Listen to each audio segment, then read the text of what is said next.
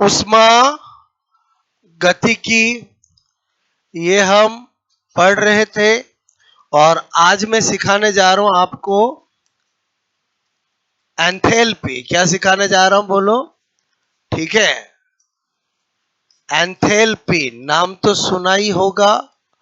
Okay, सब जानते हो इसको डेल्टा एच से रिप्रेजेंट किया जाता है। ओके, अब एंथैल्पी के लिए बातें देखें तो सबसे पहली बात कहेंगे एंथैल्पी बोलो स्टेट फंक्शन क्वांटिटी है, पाथ फंक्शन क्वांटिटी है, अवस्था फलन राशि है कि पथ फलन राशि है? अवस्था फलन। आपको डाउट होना ही नहीं चाहिए क्योंकि कार्य और ऊष्मा दो ही ऊष्मा गतिकी के अंदर पथ फलन पाथ फंक्शन क्वांटिटी है और कोई भी नाम आ जाए हमेशा क्या होगी बोलो? अवस्था फलन। क्लियर? तो मैंने कहा बोलो यह अवस्था फलन, अवस्था फलन बोलो राशि। क्लियर? मैंने कहा बोलो स्टेट फंक्शन बोलो क्वांटिटी। क्लियर होती है। आपको ये लाइनें लिखूं आपको समझ में आए इसलिए मैंने पहले बेसिक बताया आपको। बोलो बात समझ ना, क्योंकि बेसिक नहीं जानते तो हर एक बोलो एंट्रोपी पढ़ू, एंथैल्पी पढ़ू, बोलो इंटरनल एनर्जी पढ़ू, गिब्स एनर्जी, पहला पॉइंट यही बताना पड़ता है और यही एग्जाम में आते हैं तो आपको पहले ही बता दिया मैंने। क्लियर? अच्छा, नंबर 2, एंथैल्पी क्या है? इंटेंसिव प्रॉपर्टी है कि बोलो बोलो मैंने कहा गहन गुण है कि विस्तृत गुण है? बोलो, बताया मैंने आपको। इंटेंसिव है कि बोलो आपका एक्सटेंसिव है? बोलो। और ये पदार्थ की मात्रा पर निर्भर करती है कि नहीं करती है? करती है, करती है। बोलो करती है तो कैसा गुण हुआ? बोलो विस्तृण। बोलो मैंने कहा यह विस्तृण। ठीक है, गुण बोलो आपको मैंने अच्छे से बताया था। एक बताया था इंटेंसिव प्रॉपर्टी और एक बताया था एक्सटेंसिव प्रॉपर्टी। क्लियर? मैंने कहा एक्सटेंसिव बोलो प्रॉपर्टी। ठीक है, बोलो होती है अर्थात इट मीन्स पदार्थ की मात्रा पर बोलो पदार्थ की मात्रा पर निर्भर करती है। Depend on amount of substance. ठीक है, मैंने कहा डिपेंड ऑन अमाउंट। ठीक है, अमाउंट ऑफ सब्सटेंस। पहले बताओ आपको मैंने विस्तृत कोण गहन कोण वर्ड क्लियर किया था? बोलो, क्योंकि मुझे पता था हर प्रॉपर्टी के अंदर पहले वही डिस्कशन करना पड़ता है और एग्जाम में भी आता है। क्लियर? अब आप सोचो इन दो पॉइंट को मिला के एग्जाम में क्वेश्चन कैसा आता है। एंथैल्पी होती है पथ फलन विस्तृत गुण, अवस्था फलन विस्तृत गुण, पथ फलन गहन गुण, अवस्था फलन बोलो विस्तृत गुण। क्लियर? तो आप समझ गए? बोलो, तो आपको इंडिविजुअली दोनों के बारे में पता होना चाहिए। मैंने आपको बताया कि पथ फलन अवस्था फलन में कभी कंफ्यूज नहीं होना, केवल वर्क और हीट, कार्य और ऊष्मा कैसी है? बोलो थर्मोडायनामिक्स में पथ फलन, उसके अलावा कोई भी नाम आ जाए तो अवस्था फलन। दैट्स ऑल, याद करने की जरूरत ही नहीं है। और इंटेंसिव एक्सटेंसिव में मैंने आपको बताया आई मतलब क्या होता है? Independent of amount of substance, जो पदार्थ की मात्रा पर निर्भर नहीं करती। वो नाम देखते पता चलता है। Melting point, boiling point, density, refractive index, और बताया ना सारे मैंने आपको, जितने ऑप्शन में हो सकते वो सारे आपको मैंने एग्जांपल बताया। क्लियर? हालांकि हमारे काम की चीजें तो वही है जो थर्मोडायनामिक्स में आती है। बोलो हमारे थर्मोडायनामिक्स में सरफेस टेंशन, विस्कोसिटी ये काम नहीं आता, फिर भी मैंने आपको लिखा दिया कि अगर ऑप्शन में हो तो आपको ध्यान रहे। बोलो बात समझ में? अच्छा, नंबर 3, हमने बचपन से एंथैल्पी को कैसे जाना है? मतलब वह जिसके द्वारा किसी रिएक्शन को एक्सोथर्मिक या एंडोथर्मिक बताते हैं, ये इसकी पहचान है। बोलो ये किसकी है?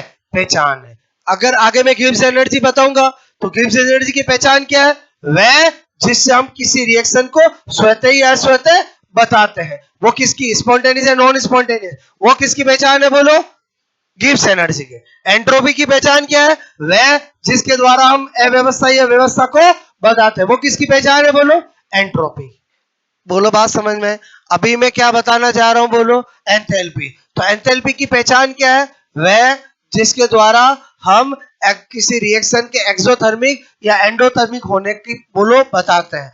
बोलो डेल्टा एच नेगेटिव तो हम कहते हैं एक्सोथर्मिक, डेल्टा एच पॉजिटिव तो हम क्या कहते हैं एंडोथर्मिक। ऐसा पूरा हम साइंस में करते हैं। क्लियर?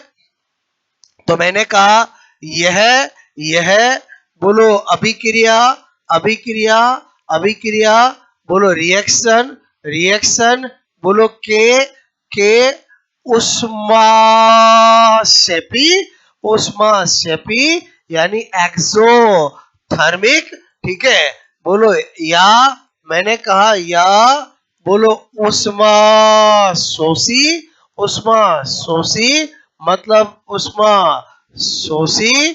क्लियर? मैंने कहा उष्मा शोषी, इंग्लिश में बोलूं तो एंडोथर्मिक। ठीक है, की आइडेंटिफिकेशन पहचान करवाती है। बोलो इसकी वैल्यू किसकी पहचान कराती है? बोलो समझ में आया? बोलो इसकी वैल्यू किसकी पहचान कराती है? बोलो एक्सोथर्मिक या एंडोथर्मिक की। क्लियर? कैसे? तो मैंने कहा आपको यहां पर तीसरे पॉइंट में if delta H is equal to negative, value negative हो, बोलो या if delta H is equal to क्या हो? बोलो पॉजिटिव। अगर नेगेटिव है, ऋणात्मक वैल्यू है, तो वो कैसी रिएक्शन होगी? बोलो एक्सोथर्मिक। क्लियर? रिएक्शन। ओके, और अगर पॉजिटिव हुआ तो क्या हुआ? बोलो एंडोथर्मिक, एंडोथर्मिक। क्लियर? रिएक्शन। ये क्या हुआ? उष्माक्षेपी। और ये क्या हुआ? बोलो उष्मा शोषी। इसका मतलब हुआ इनके बारे में जानना, बोलो इसके बारे में जानना होगा। क्या बोल रहा हूं? बोलो इनके बारे में जानना, इसके बारे में जानना होगा। अब क्या होता है, जैसे मैंने आपको बोला उष्माक्षेपी किसको कहते हैं? तो हम कहते हैं जब भी हीट रिलीज होती है तो that is called exothermic reaction. Endothermic क्या होता है? जब भी हीट बोलो एब्जॉर्ब होती है या जरूरत होती है या देनी पड़ती है तो वो क्या होती है? एंडोथर्मिक। ऐसा बचपन से हमने पढ़ा है। तो ऐसा आपको एग्जामिनर नहीं पूछेगा। आपको क्या पूछेगा कि एक्सोथर्मिक किसको कहते हैं? तो आपको ये लाइन जो मैंने अभी बोली वो कभी नहीं देगा। एक्चुअली एक्सोथर्मिक या एंडोथर्मिक की तीन पहचान है, मतलब तीन डेफिनेशन है।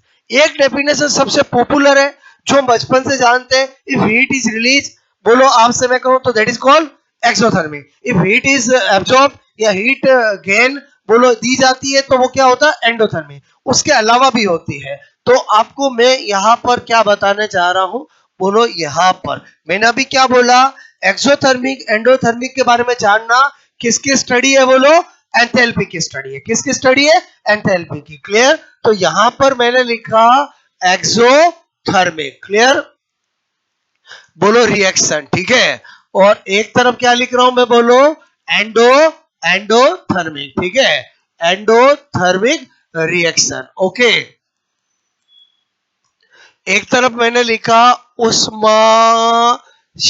ठीक है, अच्छे से आप फंडे को समझो, नोट करना। 10 मिनट का 5 मिनट का काम होगा। मेन दिमाग में लॉजिक बैठना चाहिए। मैं क्या सिखाने जा रहा हूं? बोलो यहां पर उष्मा शोषी। क्लियर? अभिक्रिया।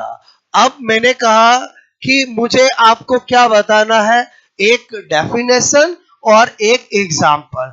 एग्जाम्पल का मतलब हुआ हमें इतना तो एहसास हो ही जाना चाहिए कि अगर आपको मैं बोलो रिएक्शन लिखूं या मैं आपको बताऊं तो आप प्रिडिक्ट करो कि एक्सोथर्मिक है एंडोथर्मिक है।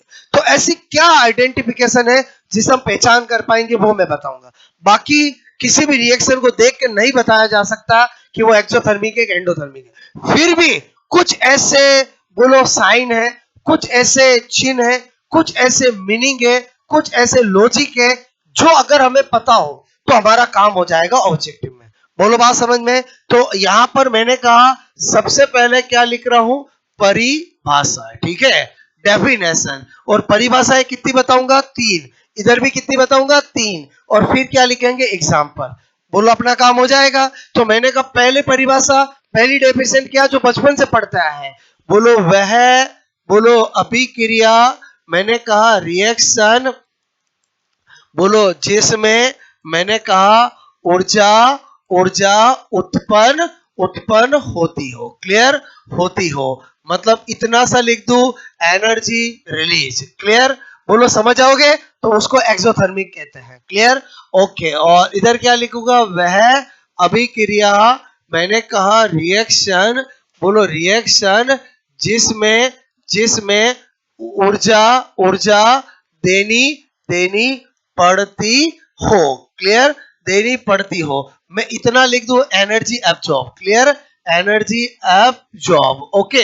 ये एनर्जी रिक्वायर्ड, बोलो एक ही बात है। बोलो तो ये तो पहली डेफिनेशन होगी जो बचपन से हम जानते हैं। और इसके लिए मैं क्या लिख सकता हूं? Delta H is equal to negative. और इसके क्या लिख सकता हूं? Delta H is equal to positive. पहले में कोई दिक्कत नहीं। अब दूसरा क्या बता रहा हूं, मीनिंग देखो। दूसरा और तीसरा इंपॉर्टेंट है, वही दिया जाता है। मैंने आपसे कहा कोई भी रिएक्शन होती है तो उसमें क्या होता है? रिएक्टेंट में ब्रेकडाउन होता है और प्रोडक्ट में फॉर्मेशन होता है। क्या बोला मैंने? रिएक्टेंट में क्या होता है? ब्रेकडाउन। और प्रोडक्ट में क्या होता है? फॉर्मेशन। क्लियर? तो जब भी मैं डिसोसिएशन करूंगा तो मुझे एनर्जी देनी पड़ेगी। जब भी मैं फॉर्मेशन करूंगा तो एनर्जी प्रोड्यूस होगी। तो इसका मतलब हुआ कि एक्सोथर्मिक किसको कह सकते हैं? इफ बोलो produce energy is greater than as compare to required energy, तो नेट रिएक्शन वो कैसी होगी? एक्सोथर्मिक। क्या बोला मैंने आपको? यहां पर सिंपल सी बात लिख रहा हूं, यदि किसी अभिक्रिया, ठीक है, अभिक्रिया में मैंने कहा बंद निर्माण में उत्पन्न ऊर्जा, बोलो ज्यादा हो, बंद वियोजन वियोजन में, बोलो मैंने कहा आवश्यक ऊर्जा से। क्या बोला मैंने क्या बोला? बोलो आपसे मैं कह रहा हूं, एनर्जी एनर्जी प्रोड्यूस आपसे मैं कहूं in bond formation. Clear? Formation is greater as compare to, मैंने कहा एनर्जी रिक्वायर्ड, बोलो रिक्वायर्ड आपसे मैं कह रहा हूं इन बॉन्ड डिसोसिएशन। आपको मैंने क्या लिखा समझ में आया? बोलो डेफिनेशन क्या है कि बोलो अगर किसी भी अभिक्रिया में बंध निर्माण में, बोलो बॉन्ड प्रोडक्शन में, बॉन्ड फॉर्मेशन में जो ऊर्जा उत्पन्न होती है बंधों के वियोजन से ज्यादा होती है तो वो अभिक्रिया ऊष्माक्षेपी होती है। उसको मैंने डेफिनेशन की फॉर्म में लिख करके ऐसे लिखा, समझ में आया? ताकि हमें ध्यान रहे। बोलो ये क्या बता रहा हूं, मेरी बात समझ में आए? मेरे कहने का मतलब है सीधा सीधा सिंपल सा समझ जाओ। अगर मैंने कहा A2 प्लस B2 है, चेंज ऑफ AB है। क्लियर? तो बताओ इसको तोड़ेंगे तभी तो ये बनेगा ना। तो ये तोड़ेंगे तो इसमें तो एनर्जी रिक्वायर्ड होगी और ये बनेगा तो एनर्जी प्रोड्यूस होगी। अगर प्रोड्यूस हुई वो 20 है और रिक्वायर्ड वो 10 है तो ऑल ओवर रिजल्टेंट प्रोड्यूस हुई कि बोलो रिक्वायर्ड हुई? बोलो प्रोड्यूस हुई। तो उसको क्या बोलेंगे? बोलो ऊष्माक्षेपी बोलेंगे। क्या बोला मैंने? समझ में आया? बोलो एंडोथर्मिक किसको बोलेंगे? उल्टा होगा। उल्टा क्या? मेरा काम बहुत आसान। बोलो आपसे मैं कह रहा हूं यो। बताओ हो गया कि नहीं हो गया? क्या बोला मैंने? एंडोथर्मिक किसको बोलेंगे? अगर कोई भी रिएक्शन है, बताओ पहले रिएक्टेंट में बॉन्ड टूटेंगे और प्रोडक्ट में बॉन्ड बनेंगे। तो मेरे कहने का मतलब है टूटेंगे तो देनी पड़ेगी और बनेंगे तो उत्पन्न होगी। अगर नेट रिजल्टेंट जो आपने बोलो बॉन्ड तोड़ने के लिए दी है, बोलो जो उत्पन्न हुई है उससे वो ज्यादा है तो अल्टीमेटली आपको बोलो एंडोथर्मिक की वो रिएक्शन होगी। क्या बोला मैंने? समझ में आया? बोलो आपको, यानी आपको ये भी समझ में आया? बोलो अब मैंने कहा ये ऐसे लिखो, समझ जाओगे। बोलो क्या लिखा हुआ है यहाँ पर? इफ in any reaction, बोलो energy produced in bond formation is less than as compared to energy required in bond dissociation। समझ आओगे? बोलो ओके। उसके बाद नंबर 3, तीसरी डेफिनेशन क्या बता रहा हूं यहां पर, समझो। मैंने कहा ये तो हमारे दिल दिमाग में बैठा हुआ है कि delta H negative is represent to, बोलो exothermy, delta H positive is represent to endothermy. ये दिमाग में बैठा हुआ है, इसी का यूज करके हम तीसरी डेफिनेशन बना रहे हैं। सपोज दैट मैंने कहा A plus B change of C plus D है, ये एक रिएक्शन है। क्लियर? और मुझे इसको ग्राफ में रिप्रेजेंट करना है। किस में रिप्रेजेंट करना है? ग्राफ में रिप्रेजेंट करना है। मुझे अगर मैं ये बोल रहा हूं, मेरे मन में है कि ये एक्सोथर्मिक है, मेरे मन में क्या है, ये एक्सोथर्मिक, एक्सोथर्मिक की तरफ लिखा है। ओके, मेरे मन में क्या है, delta H is equal to negative. बताओ, इतना सिंबल मिल जाए, पता चल जाता, बोलो एक्सोथर्मिक है। अब मैंने कहा डेल्टा एच नेगेटिव का मीनिंग क्या है। अगर मैं ग्राफ में बनाऊं तो मैं क्या करूंगा, दिस वन और दिस वन, ये ग्राफ इसका बनेगा। ये A प्लस बी रिएक्टेंट हुए, ये C प्लस डी प्रोडक्ट हुए, और आपसे मैं कह रहा हूं ये जो लेवल है वो आपका इससे नीचे आया तो डेल्टा एच क्या हुआ, नेगेटिव। अगर मुझे कोई कहे एक्सोथर्मिक का ग्राफ कैसा होता है, तो एक्सोथर्मिक का ग्राफ ऐसा होता है। ग्राफ कभी याद करने की जरूरत नहीं है, डेल्टा एच नेगेटिव होता है, ये याद है, आप ग्राफ पहचान जाओगे, क्योंकि आपको इसका लेवल इससे नीचे रखना पड़ेगा। क्लियर। अब आप सोचो इस ग्राफ के अंदर मैं क्या बताने जा रहा हूं। मैंने कहा ये भी कुछ है, ओके, ये भी कुछ है, ओके, ये भी कुछ है, ओके, इन सबके नाम है, बोलो, और ये भी कुछ है। क्लियर। ये तो मुझे पता चल गया डेल्टा एच है। ये क्या होगा, ये इसको बोलते हैं एवरेज एनर्जी ऑफ रिएक्टेंट। मतलब रिएक्टेंट जब प्रोडक्ट में बदलना चाहेंगे, उनकी खुद की कुछ एनर्जी होगी। आप इमेजिन करो, आप मार्केट के अंदर 100 रुपए का पेन लेना चाहते हो, आपकी जेब में 90 रुपए होंगे, वो आपके खुद के है ना, तो वो क्या है, ये है। क्लियर। अब आपको क्या करना है, इस रेफरेंस लेवल तक पहुंचना है। बोलो ये क्या होता है, यहां से लगा के यहां तक, इसको बोलते हैं देहली ऊर्जा। देहली ऊर्जा का मतलब होता है थ्रेशोल्ड एनर्जी। क्या होता है, थ्रेशोल्ड एनर्जी। मतलब इतनी मिनिमम ऊर्जा होगी तभी रिएक्टेंट प्रोडक्ट में बदलेंगे, इतने मिनिमम पैसे होंगे तभी आप बोलो खरीद पाओगे। मतलब 100 रुपए मिनिमम होने चाहिए। आपके खुद के रुपए है 90 रुपए, वो क्या है, ये है। तो इसको क्या कहूंगा मैं, बोलो, मैंने कहा क्रियाकारकों की, बोलो, औसत ऊर्जा। क्लियर। क्या बोलूंगा मैंने, एवरेज, बोलो, एनर्जी ऑफ रिएक्टेंट। ठीक है, बोलो क्या लिखा, एवरेज एनर्जी ऑफ रिएक्टेंट, ये वाली चीज। क्लियर। अब मैंने कहा ये मुझे जरूरत होगी, मिनिमम जरूरत होगी, तो इसको क्या बोलूंगा, मैंने कहा यहां पर ये लिखा। Clear.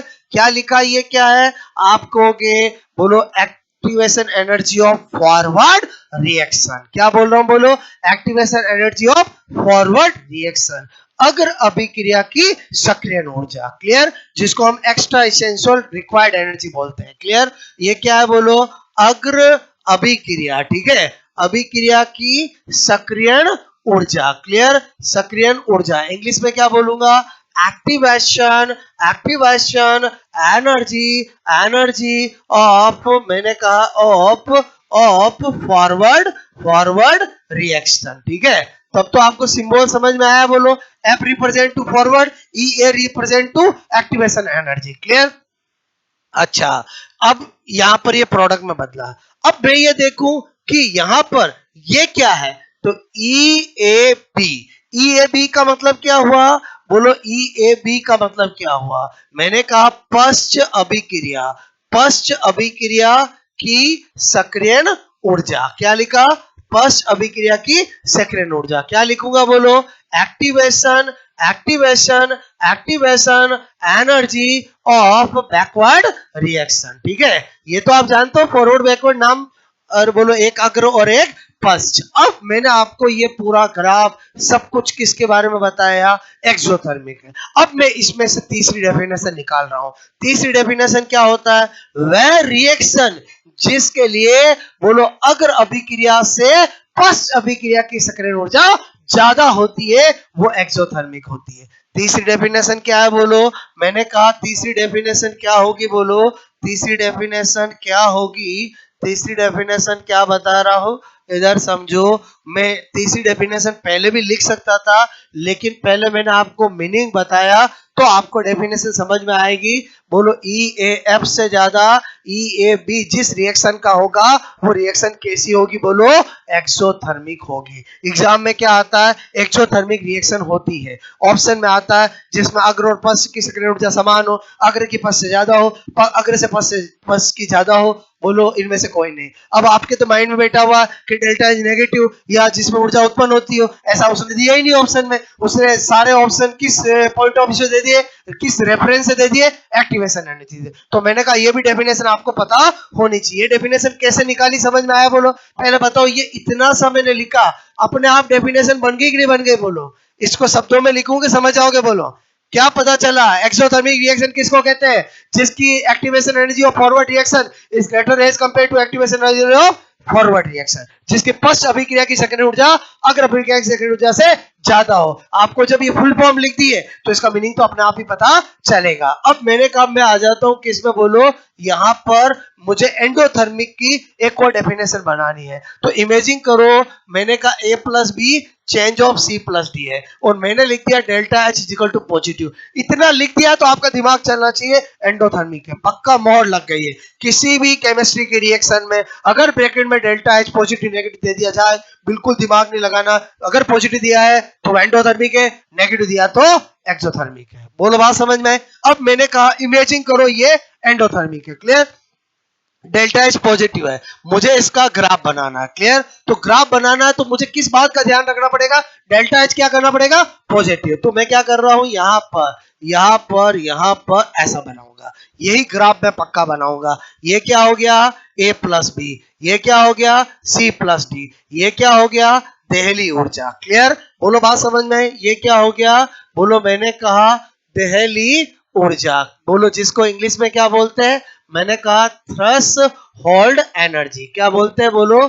Threshold energy. Clear? Threshold energy समझ आओगे बोलो? ओके। और मैंने कहा अब ये मैंने किया, बताओ ये यहां से यहां reference level delta H positive करूंगा नेगेटिव करूंगा बोलो? पॉजिटिव करूंगा। बताओ आपको यहां पर डेफिनेशन तो बता रहा हूं, उसके अलावा बहुत सारी इंफॉर्मेशन अपने को पता चल रही है कि एक्सोथर्मिक एंडोथर्मिक के ग्राफ कैसे बनते हैं। बोलो क्लियर? यहां तक बड़े बड़े लेवल पे ये पूछा गया है, ये ग्राफ देख करके यहां पर लिख देते हैं एक्स, यहां पर लिख देते हैं बोलो यहां पर वाई, और एक्स और वाई किसको रिप्रेजेंट करते हैं बोलो? पता चलेगा। एक्स, अगर यहाँ एक्स लिखा है तो एक्स किसको रिप्रेजेंट कर रहा है? Activation energy of forward reaction. अगर यहाँ पर लिख दिया वाई तो वाई किसको रिप्रेजेंट कर रहा है? Change of enthalpy. किसको रिप्रेजेंट कर रहा है? Change of enthalpy.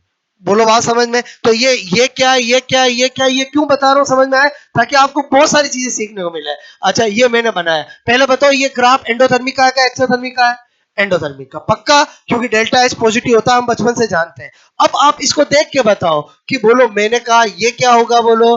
This one is E A F, okay. और मैंने कहा this one is E A B. बोलो एंडोथर्मिक किसको कहेंगे? आपको अपने आप पता चल गया, वह अभिक्रिया जिसके लिए अग्र अभिक्रिया की सक्रियण ऊर्जा पश्च अभिक्रिया से ज्यादा होती है, वो भी एंडोथर्मिक रिएक्शन होती है। कितनी डेफिनेशन बताई मैंने आपको? 3 डेफिनेशन। एक जो हम बचपन से सुनते आए वो आपको कभी ऑप्शन में नहीं मिलेगी, वो बच्चा जानता है कि जब एनर्जी रिलीज होती है, जब ऊर्जा उत्पन्न होती है, उसको एक्सोथर्मिक कहते हैं, और जब ऊर्जा देनी पड़ती है, बोलो आवश्यकता होती है, तो उसको एंडोथर्मिक कहते हैं। क्लियर? तो हम पूरी साइंस में उसी को यूज करते हैं, उसी को चलाते हैं। लेकिन जब हम थर्मोडायनामिक्स पढ़ते हैं तब तो हमें मीनिंग क्लियर होना चाहिए कि किस किस को हम एंडोथर्मिक या एक्सोथर्मिक कह सकते हैं। एक बार आपको डेफिनेशन वाला सेक्शन समझ में आया बोलो? अच्छा अब नहीं भी लिखो तो ये क्या है बोलो? समझ गए ये क्या है बोलो? Average energy of reactant. बोलो ये क्या है? एवरेज बोलो एनर्जी, ठीक है, ऑफ रिएक्टेंट। क्लियर? आपको मेरी बात समझ में आई? अच्छा ए से लिखा भाषा समझ गए बोलो अपने आप? एंडोथर्मिक एक्सोथर्मिक, ये बहुत सी बात पूछा जाता है उल्टा भी कि एंडोथर्मिक के लिए ईएएफ ईएबी में रिलेशन होता है।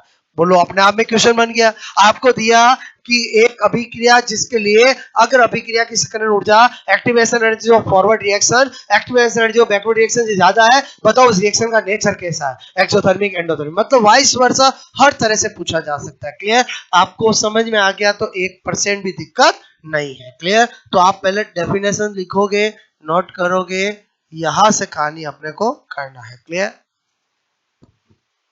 चिल्ला के क्या सिखाना चाह रहा था मैं, समझ में आई मेरी बात? ओके। अगर दिमाग में मेरी बात चली गई तो आपको बिल्कुल भी 1% रटने की जरूरत नहीं है। जब आप चाहो खुद क्रिएट कर सकते हो। और बोलो ये खुद क्रिएट कर सकते हो, क्या समझ में आया कि ये बी में किसकी ज्यादा किसकी कम? ग्राफ बनाया फटाफट पता चल जाएगा।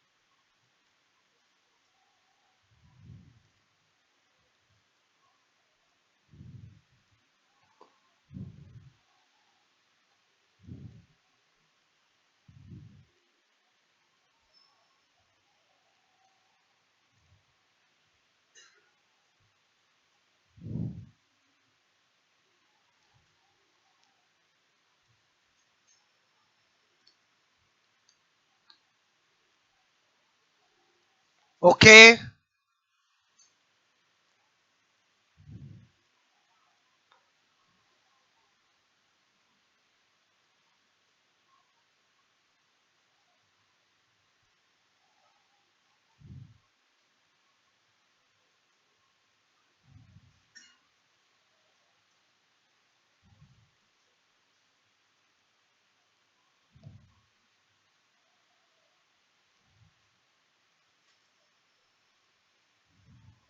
ठीक है,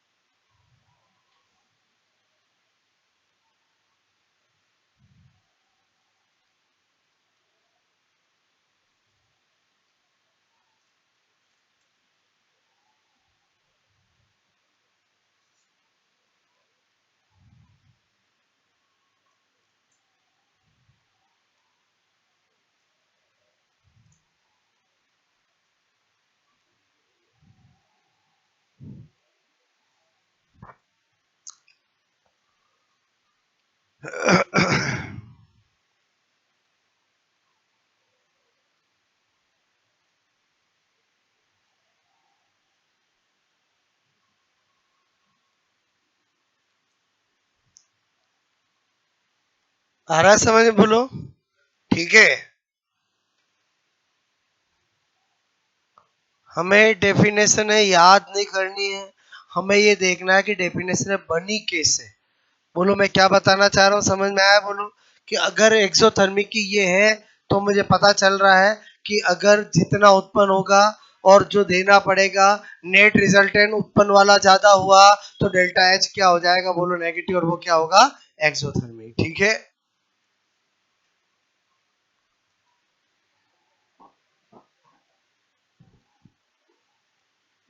जितना निर्माण में उत्पन्न हुआ उससे ज्यादा बॉन्ड तोड़ने में आवश्यक हुआ तो रिजल्टेंट देना ही पड़ेगा। बोलो, रिजल्टेंट देना ही पड़ेगा तो वो एंडोथर्मिक होगा।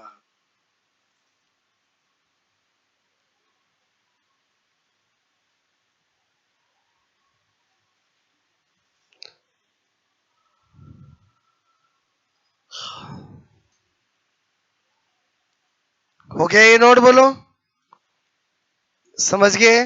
ओके।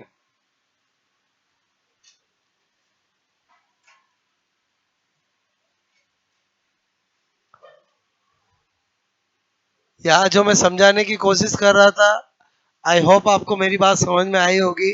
ठीक है, क्वेश्चन ये आता है, बोलो आपको, लेकिन इसको रटना नहीं है, आप खुद कभी भी क्रिएट करके ये रिजल्ट पता लगा सकते हो। बस आपको ये तो याद है एक्सोथर्मी का डेल्टा एच नेगेटिव होता है, फटाक से ग्राफ बनाया, कौन सा ज्यादा हम खुद पता लगा लेंगे।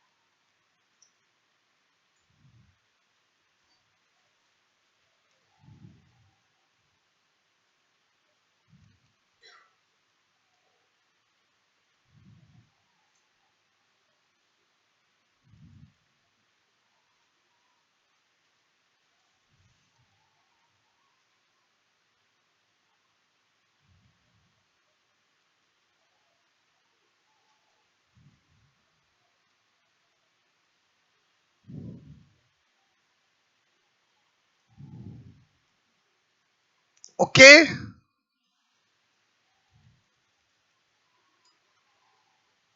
इनको रटने की जरूरत नहीं है, हम जब कभी ग्राफ खुद बना के पता लगा सकते हैं। क्लियर, क्योंकि ये चीज हमें पता होती है।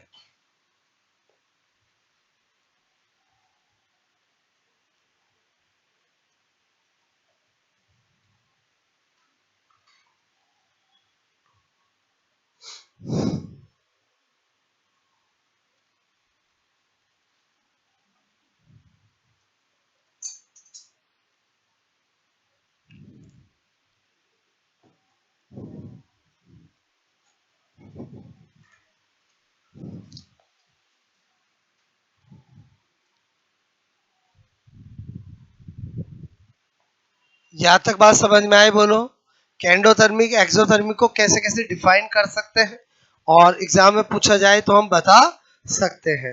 अब आपको मैंने कहा कि वैसे हम रिएक्शन को देख के नहीं बता सकते कि वो एक्सोथर्मिक है एंडोथर्मिक है, जब तक कि हमें कोई पहचान नहीं दी जाए। क्लियर, और ज्यादातर तो बोलो आपको ये दे रखा होता है, फिर भी मैं आपको कुछ लॉजिक बता रहा हूँ जिससे हम पहचान सकते हैं। ठीक है, इतना नोट हो गया बोलो आपको।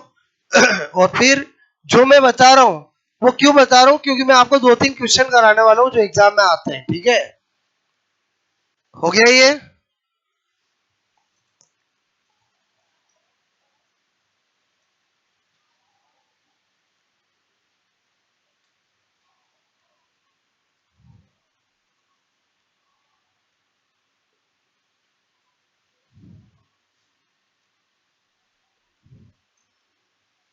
ग्राफ तो समझ में आए गए होंगे। डेल्टा एच नेगेटिव वाला ग्राफ कैसा बनेगा और डेल्टा एच पॉजिटिव वाला ग्राफ कैसा बनेगा। अगर आपने इससे ये बना लिया तो ये तो वैसे ही पता चल जाएगा। क्लियर? ओके। अब देखो, यहां पर मैं बता रहा हूं आपको एग्जाम्पल, ठीक है। एग्जाम्पल ऑफ एक्सोथर्मिक रिएक्शंस, ठीक है। उष्मा शेपी अभिक्रिया के उदाहरण, और इधर लिख रहा हूं example of endo endothermic reaction, ठीक है। मैंने कहा उष्मा शोषी अभिक्रिया के उदाहरण, थोड़ा ध्यान से समझो। ओके, मैंने लिखा कैटेगरीज लिख रहा हूं। जैसे मैंने कहा, अगर आपको कहीं लगता है कि कहीं दहन अभिक्रिया है, मतलब कंबंशन रिएक्शन है, कैसी रिएक्शन है? कंबंशन रिएक्शन, ठीक है। जैसे C+O2 CO2 मिल जाए, CH4O2 CO2 प्लस H2O मिल जाए, ये कैसी रिएक्शंस होती है? एक्सोथर्मिक होती है। खाली हिंट दे रहा हूं, पहचान बता रहा हूं, और जो पहचान मैं बता रहा हूं आपका काम तो हो जाएगा, कोई दिक्कत नहीं आएगी। क्लियर? बट यहां पर क्या बता रहा हूं, very very important, very very important. बोलो, मैंने कहा दहन अभिक्रिया कैसी होती है, बोलो ये होती है। लेकिन यहां पर क्या लिख रहा हूं? एक्सेप्ट। एक्सेप्ट क्या लिख रहा हूं? N2O2। बोलो, मैंने कहा 2NO, ये कैसी होती है? इधर आएगी। बोलो बात समझ, देखो वापस समझो क्या बता रहा हूं। मेरे कहने का मतलब है कंबंशन रिएक्शन, दहन अभिक्रिया। अब कोई के सर मुझे पता ही नहीं चलता दहन का हो रहा है, मुझे तो कहीं आग लगती है तो ही पता चलता है। तो एक बात सुन ले बच्चा, जब भी किसी रिएक्शन में केमिस्ट्री के अंदर O2 से रिएक्शन कराई जाती है और प्रोडक्ट में CO2 H2 ऐसे बनते हैं, तो वो कंबंशन को रिप्रेजेंट करती है। बोलो बात समझ में? तो यहां पर मैं क्या बता रहा हूं, बोलो एक N2 plus O2 change of 2NO, ये जो रिएक्शन है वो दहन अभिक्रिया है, फिर भी कैसी है? बोलो फिर भी कैसी है? फिर भी कैसी है? एंडोथर्मी। उसका रीजन है, बोलो इसके अंदर कितने बॉन्ड है? 3। बोलो बात समझ में? तो इसमें बॉन्ड तोड़ने में बहुत ज्यादा एनर्जी देनी पड़ती है, इसीलिए N2 just like inert work करता है, जस्ट लाइक इनर्ट वर्क करता है। और ज्यादा देनी एनर्जी पड़ेगी तो बताओ वो रिजल्टेंट एंडोथर्मिक होगा या एक्सोथर्मिक होगा? एंडोथर्मिक होगा। अभी बताया था मैंने आपको। तो मेरे कहने का मतलब है, बिंदास दहन ध्यान रखो, लेकिन ये आ जाए तो चौकन्ने हो जाओ। बोलो बात समझ में आए? ओके। इधर एक्सेप्ट लिखा और इधर ये लिखा, समझ में आया? बोलो किसको छोड़कर। नंबर 2, आपको मैंने कहा, बोलो निर्माणकारी, ठीक है, निर्माणकारी अभिक्रिया है, ठीक है। बोलो, तो निर्माणकारी अभिक्रियाओं का मतलब क्या हुआ? फॉर्मेशन रिएक्शन, ठीक है। ओके, देखो फीलिंग्स लो। मैंने कहा एग्जाम्पल, जैसे मैंने लिखा N2 प्लस, बोलो N2 प्लस N2, मैंने लिखा N2 plus 3H2 change of 2NH3। Clear? बताओ ये यहाँ पर फॉर्मेशन, अरे ये मिलकर ये बना है ना। बोलो SO2 plus O2 change of 2SO3। बोलो क्या कर रहा हूं, समझे? बोलो ये पहले बताओ, आज आपको मैं को आइडिया लगाओ, ये कैसी रिएक्शन है? बोलो एंडोथर्मिक या एक्सोथर्मिक? हाँ? क्यों? क्योंकि यहां पर क्या हो रहा है? क्या हो रहा है? ओके, इधर क्या लिख रहा हूं? मैंने कहा वियोजन, वियोजन, ठीक है, वियोजन बोलो वाली अभिक्रिया, ठीक है। तो क्या लिखूंगा बोलो? Dissociation reaction. आपको समझ में आया इसलिए मैं एग्जाम्पल ऐसे लिखूंगा। मैंने लिखा, मैंने लिखा ये, बताओ वियोजन हुआ कि डिसोसिएशन हुआ? इसको देख के बताओ एक्सोथर्मिक एंडोथर्मिक। कुछ समझ में आई मेरी बात?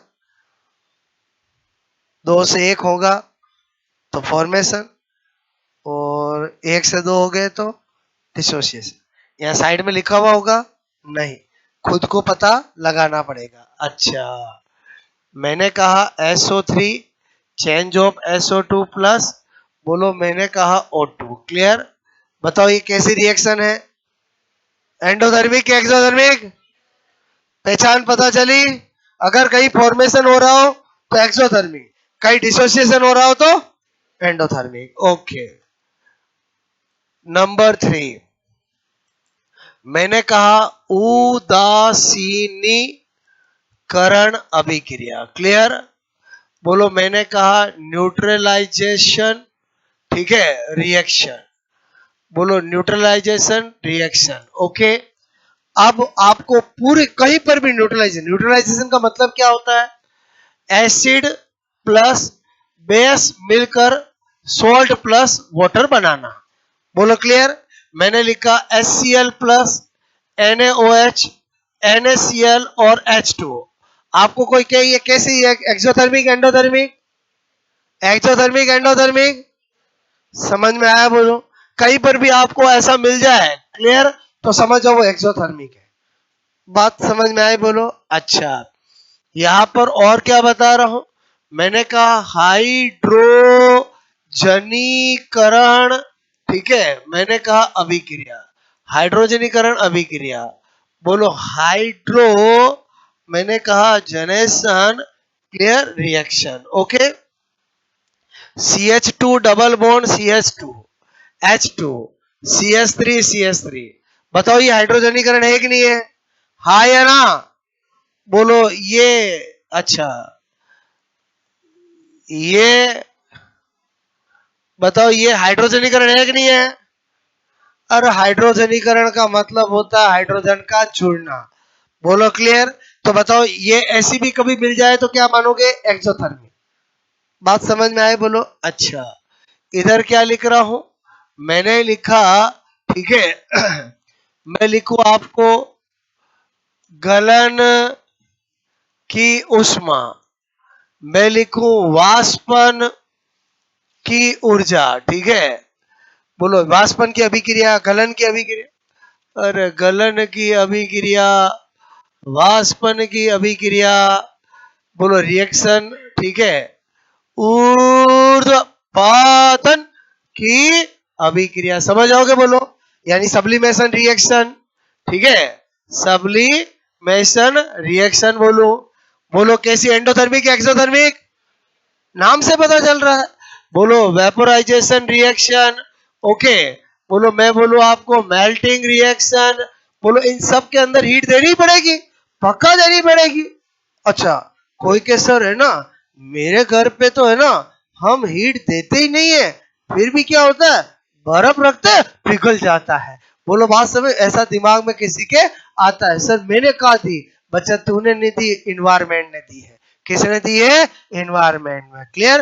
बेड -5 डिग्री टेम्परेचर में रख बर्फ को, फिर देख पिघलता है कि नहीं पिघलता है? नहीं पिघलेगा। पिघलेगा कब? जब तू हीट देगा उसको। और समझे? समझे? बोलो क्या बोल रहा हूँ? मेरी बात समझ में? ये मैं क्या समझा रहा हूँ? कुछ समझ में आ रहा है? बोलो कि किसी के दिमाग में आ सकता है कि ये वाली इधर क्यों आई। बोलो बात समझ में आए? ये मैंने आइडिया दिया, मतलब इस आइडिया से आपका काम हो जाएगा। जैसे मैंने आपको कहा कि क्वेश्चंस कैसा आता है, क्लियर, पहले अच्छे से समझ लो। अच्छा, जैसा एग्जाम में आता है वैसा मैं आपको दे रहा हूं।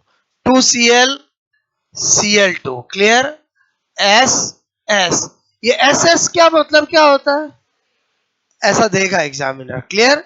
अच्छा, आपको बोला इस अभिक्रिया, इस अभिक्रिया के लिए delta S and delta H होंगे। क्लियर? ऑप्शन कैसे आएंगे? बोलो positive, negative, negative, negative. Okay, positive, positive, positive, ठीक है, नेगेटिव, पॉजिटिव। पहले बताओ, चार ऑप्शन बन गए। अब आप सोचो, मैंने आपको जो इससे पहले वाली क्लास में पढ़ाया और जो आज पढ़ाया, दोनों को मिला के क्वेश्चन दिया मैंने। आपको डेल्टा एस इंडिविजुअली सोचना है, डेल्टा एच इंडिविजुअली सोचना है। डेल्टा एस का अपना कॉन्सेप्ट है, डेल्टा एच का अपना कॉन्सेप्ट है। मिला के क्यों देता है? ताकि ऑप्शन बना सके। बोलो बात समझ में? पहले मैंने कहा अगर डेल्टा एस दिया तो पहले क्या सोचेंगे? Delta S. डेल्टा एस का मतलब एंट्रोपी, और डेल्टा एच पहले दिया तो डेल्टा एच का पहले सोचेंगे। डेल्टा एस में देखूंगा कैसे कि अव्यवस्था बड़ी है कि घटी है। क्लियर? तो मैंने कहा आपको, मैंने कहा यार सॉलिड सॉलिड, चलो उससे तो पता चलेगा नहीं। 2 मोल से 1 मोल हुआ, 2 मोल से 1 मोल हुआ। बताओ डेल्टा एस नेगेटिव के पॉजिटिव? नेगेटिव। मैंने कहा एक काम करो, ये दो तो इस जन्म में हो ही नहीं सकते, 2 ऑप्शन काट दिए। क्लियर? ऐसे ही आपको क्वेश्चन करना चाहिए। अब बोलो डेल्टा एच पूछा है, डेल्टा एच का माइंड में कुछ लॉजिक है? अच्छा बताओ, जो मैंने लॉजिक बताया उसके अकॉर्डिंग यहाँ पर किसी का निर्माण हो रहा है कि विघटन हो रहा है कि क्या हो रहा है? बोलो क्या हो रहा है? अरे निर्माण हो रहा है ना। क्या ढोल बजाएगा यहाँ पर निर्माण हो रहा है? आपको खुद को पता चलना चाहिए। निर्माण हुआ कैसे पता चला? समझ में आया? बोलो। अरे 2 से 1 बन गए तो निर्माण ही हुआ ना। बोलो क्लियर? तो आप मुझे बताओ, अगर आपको पता चल गया निर्माण हो रहा है, बताओ निर्माण के लिए डेल्टा एच पॉजिटिव की नेगेटिव? बोलो नेगेटिव। क्लियर? तो अपने को पता चल गया कि डेल्टा एस क्या आया था? नेगेटिव। डेल्टा एच क्या आया था? नेगेटिव। बताओ कौन सा टिक कर देंगे? बी वाला। पहला क्वेश्चन समझ में आया? बोलो। क्वेश्चन का आंसर निकालने का तरीका बता रहा हूं। क्वेश्चन नंबर 2, क्योंकि जब तक आप ये नहीं सीखोगे, मैं आपको क्या सिखाना चाह रहा था वो समझ में नहीं आएगा। बोलो एग्जाम में ऐसा आता है, आपको मैंने सेम दिया, रटने से तो बिल्कुल काम नहीं होगा। एग्जामिनर ऐसा भी पूछ चुका है। क्लियर? ये पूछ लिया आपको, बात समझ में है? और आपको पूछा कि बोलो इस अभिक्रिया, ठीक है, अभिक्रिया बोलो के लिए डेल्टा क्रम से delta H and delta S, वो तो उस पर डिपेंड करता है क्या पूछेगा। Clear? Delta H and delta S होंगे। क्लियर? अच्छा पक्का ऑप्शन तो फिक्स है। बोलो क्या देगा आपको? A B C D. Clear? बोलो positive, positive, negative, negative, negative, positive, positive, negative. अब आप समझ रहे हो मैं शुरू से आपकी थीम पॉजिटिव नेगेटिव की क्यों बनाता आ रहा हूं?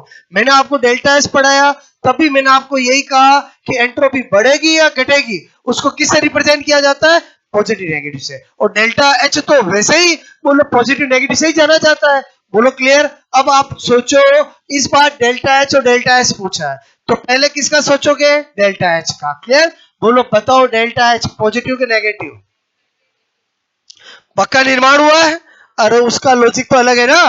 निर्माण हुआ, निर्माण हुआ मतलब क्या होगा? एक्सोथर्मी, एक्सोथर्मी का मतलब नेगेटिव। क्लियर? अगर है तो ये 2 ऑप्शन तो हो ही नहीं सकते। हमने लिख लिया कि भाई ये तो क्या है? नेगेटिव है। क्लियर? अब डेल्टा एस सोचना है, डेल्टा एस सोचना है। बताओ यहाँ पर एंट्रोपी बढ़ी है कि घटी है?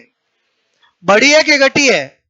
कैसे देख रहे हो? समझ में आया? क्योंकि एक तरफ सॉलिड और एक तरफ गैस है। मैंने कुछ एग्जांपल लिखा है आपको, वो अगर ध्यान रखोगे तो आप कहीं नहीं अटकोगे। क्लियर? तो मैंने कहा बड़ी है कि घटी है? बड़ी है। बड़ी है मतलब आपका पॉजिटिव कि नेगेटिव? पॉजिटिव। ओके, बात समझ में आए? अब आपका आंसर निकल गया, क्या होगा? सी। आपको क्या सिखाना चाह रहा था समझ में आया? बोलो आपको एंट्रोपी, एंथैल्पी सीखे। बोलो। और जब दोनों सीख गए तो दोनों को मिलाकर हम सीखेंगे गिव्स एनर्जी। अगली क्लास में क्या सीखेंगे? Gives energy. आई थिंक आपको समझ में आया होगा। क्लियर? आपने यहां तक नोट किया था? यहां से करो।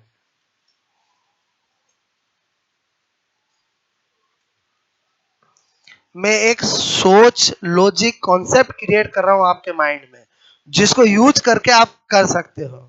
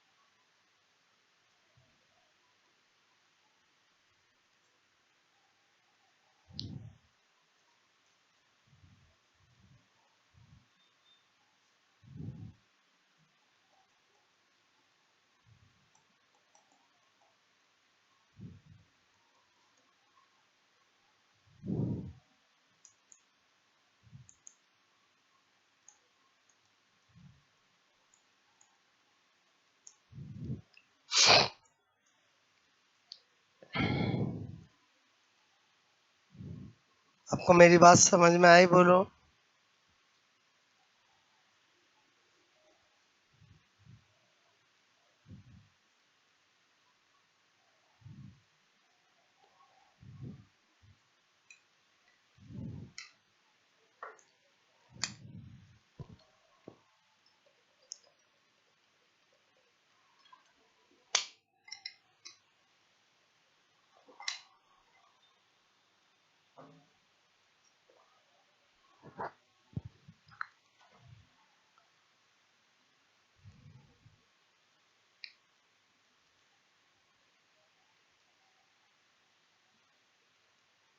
ओके।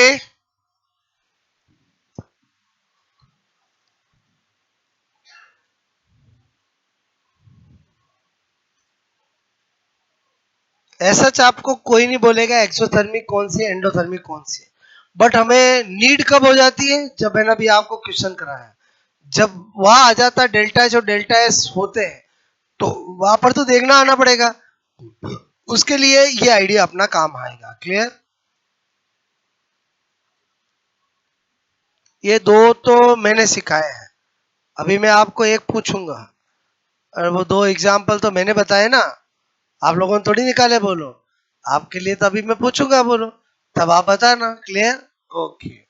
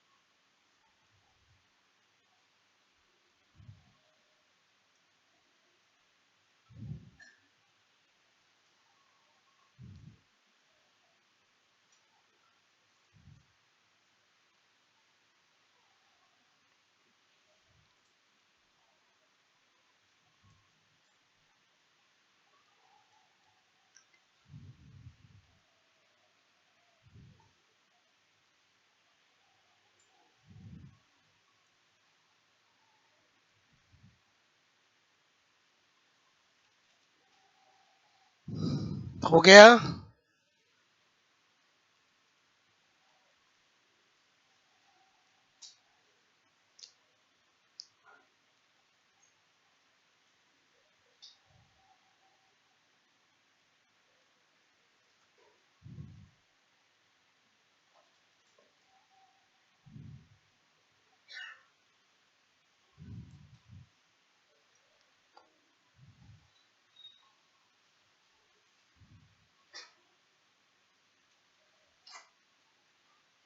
ओके।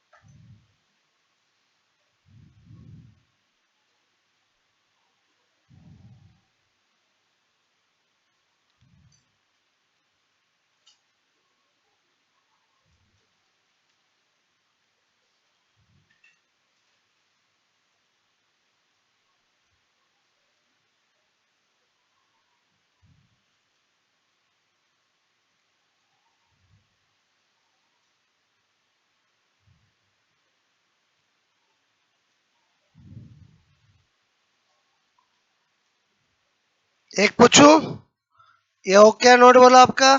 ठीक है,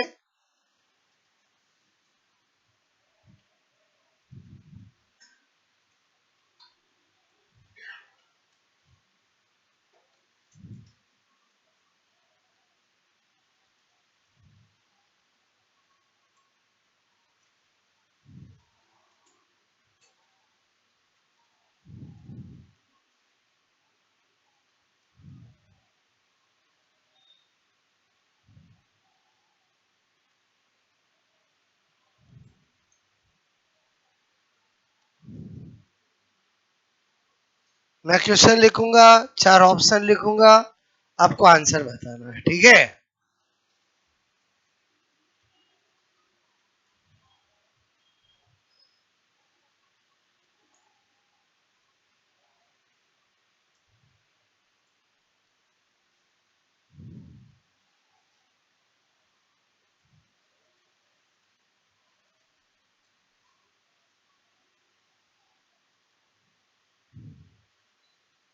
हो गया नोट सबका? लिखूं मैं क्वेश्चन? मैंने लिखा N2 plus 3H2 change of 2NH3, ठीक है? गैसियस गैसियस गैसियस, ठीक है? इस अभिक्रिया के लिए क्रम से delta S and delta H, ठीक है, होते clear? A negative negative, B positive positive, C negative positive, D B and C both, clear?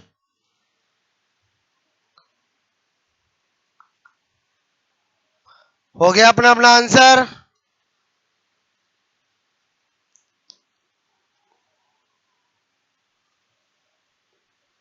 Okay, audience बोल लेते हैं। Are you ready? अच्छा सोच लो, 1 मिनट सोच लो।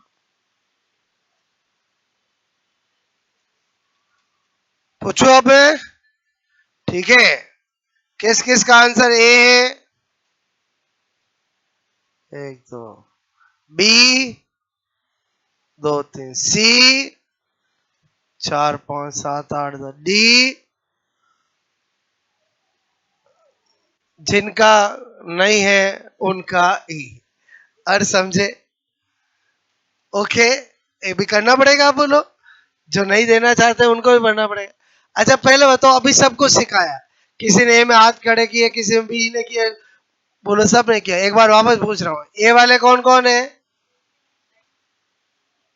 बी सी डी, ओके, सब हाथ खड़े हुए अलग अलग। आंसर क्या है बोलो? डी। अब क्यों? जैसे रिएक्शन देखी, पहले डेल्टा एस, मैंने कहा डेल्टा एस बोलो अव्यवस्था बढ़ी के घटी? 3 मोल से 2 मोल बने, घटी। तो पॉजिटिव को negative, negative, okay. Delta H निर्माण हो रहा है कि विघटन हो रहा है? निर्माण हो रहा है, डेल्टा एच नेगेटिव। मैंने कहा ये होना चाहिए, इसने पूछा क्या है? नहीं, तो इसका मतलब हुआ ये भी नहीं, ये भी नहीं। नहीं समझ में आया क्वेश्चन? जिसने ए किया है प्रयास अच्छा है, पर क्वेश्चन गलत। और ये तो राम जाने कैसे कर रहे हैं। और बी और सी वाले हाथ कैसे खड़ा? ए वाले का तो फीलिंग्स में समझता हूं कि ए वाले का तो कि उसे पूरा नहीं पढ़ा क्वेश्चन, डी वाला का बिल्कुल करेक्ट है। नहीं आया समझ में बोलो? अरे समझ में आया कि नहीं आया बोलो? पहले बताओ, मैं पूछता डेल्टा एच होते तो क्या टिक करते? ये रियल में डेल्टा एस और डेल्टा एच नेगेटिव नेगेटिव है, तो कौन सा नहीं होते हैं? पॉजिटिव पॉजिटिव वाला भी नहीं होगा, नेगेटिव पॉजिटिव भी नहीं होगा, तो आंसर कौन सा होगा बोलो? नहीं आया समझ में बोलो? पता चला गलती कैसे करवाई जा सकती है। क्वेश्चन ढंग से पढ़ना आना चाहिए। सब कुछ आते हुए भी अगर आपको क्वेश्चन को समझना नहीं आया तो मिस्टेक हो जाएगी। बोलो, लाइफ में कभी गलती नहीं होनी चाहिए। क्लियर? ओके, चलो अब तो समझ में आ गया ना। अरे मैं आपको सिखाना चाह रहा हूं कि आप ऐसी मिस्टेक, सिली मिस्टेक नहीं करो। बाकी तो जिसने ए सोचा, बोलो ए, बोलो अगर कब होगा जब मैं पूछता होते। अभी ऐसा कोई है क्या जिसको क्वेश्चन ही समझ में नहीं आया? अरे समझ में आया कि नहीं आया बोलो। मैं पूछता होते तो कौन से होते हैं? तो या तो सबको ए में हाथ खड़ा करना चाहिए था या डी में खड़ा करना चाहिए था। बी और सी में कैसे किया? गलती, बहुत बड़ी गलती। क्लियर? कि अच्छा लग रहा है बी सर, ऐसा नहीं। ऐसी सोच अगर लेके कभी एग्जाम में जाओगे कि यार जो ऑप्शन अच्छा दिखेगा वो टिक करूंगा, ऐसा नहीं होता है। क्लियर? ओके, चलो बोलो, जो सिखाना चाह रहा था समझ में आया बोलो।